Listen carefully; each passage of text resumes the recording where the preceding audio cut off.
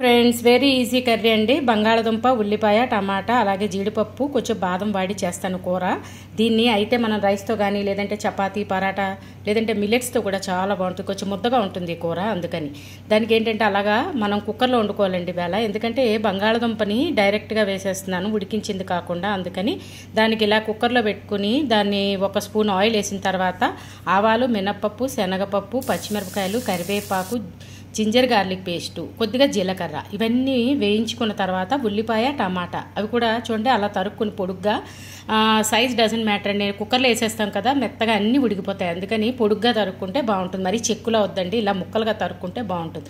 దానికి చూడండి అలాగే ఎర్రకారం, చోలే మసాలా వాడుతున్నానండి. చెప్తున్నాను కదండి, అప్పటికప్పుడే మసాలాలు మార్చి మనం వేసుకుంటే కనుక టేస్ట్లు మారుతాయని చెప్పి చోలే మసాలా వేసుకుని శుభ్రంగా పైన కింద అంతా మొత్తం ఉల్లిపాయ, టమాటా మొత్తం కొంచెం కలర్ మారే వరకు వేయించుకున్న తర్వాత హాఫ్ గ్లాస్ వాటర్ వేసుకుని చక్కగా చిన్నగా తరిగేసుకోవాలండి. బంగాళదుంప తరిగేసుకుని ఇందులో వేసుకుని 2 కూతలు రానిస్తే చక్కని కూర తయారవుతుంది. దానికి చూడండి బంగాళదుంప చిన్నగా తరుక్కుంటే వేరంగా ఉడికిపోతుందండి. అందుకని చిన్నగా తరుక్కోండి అని చెప్పాను.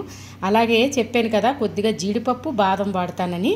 దానికి పచ్చివేనండి. జీడిపప్పు, బాదం అంటే పంటి కింద పడతాయండి. ఇందులో మెత్తగా ఉడుకుతాయి, చాలా బాగుంటాయి. మన ఆరోగ్యానికి కూడా చాలా మంచిది కదా డ్రై ఫ్రూట్స్. ఇవాళ ఈ కూరలో వేసుకుని తీసుకుంటే చాలా బాగుంటుందని ఇలా వేస్తున్నానండి. అలాగే శనగపిండి ఎప్పుడు చెప్తున్నాను కదా, డైరెక్ట్గా వేసేస్తే ఉండగట్టేస్తుంది. అందుకని వాటర్లో కలుపుకుని కొద్దిగా జ్యూస్లా చేసుకుని ఆ శనగపిండిని కూడా వేసి చెప్పాను కదండి. బంగాళదుంప కాబట్టి ఇంచుమించు 3-4 కూతలు వస్తే కనుక మెత్తగా ఉడికిపోతుంది. కుక్కర్ చల్లారిన తర్వాత మూత తీసుకుని మనం కూర అంతా చూడండి ఆ వాటర్ అలాగా వేడిగా ఉంది కదా, కొద్దిగా ఎగిరే వరకు అలాగా ముద్దలా అయ్యే వరకు చూసుకున్న తర్వాత మనం కొద్దిగా గెరిటి తీసుకుని ఇలా ఎంపితే మట్టుకు అది బంగాళదుంప మెత్తగా ఉడికిపోతుందండి. చూడండి ఆ కన్సిస్టెన్సీలో ఉంటుంది కూర. చూడండి అందుకే చెప్పాను, అయితే రైస్ కానీ లేదంటే చపాతీ, మిల్లెట్స్ దేంతోనైనా ఈ కూర చాలా బాగుంటుంది. ఈవేళ నేను చపాతీతో తీసుకున్నానండి, సూపర్గా కుదిరింది. మీరందరూ కూడా ఇలా ట్రై చేసి మీకు ఎలా వచ్చిందో కామెంట్ పెట్టండి. అలాగే నా ఛానల్ సబ్స్క్రైబ్ చేసుకోకపోతే సబ్స్క్రైబ్ చేసుకోండి.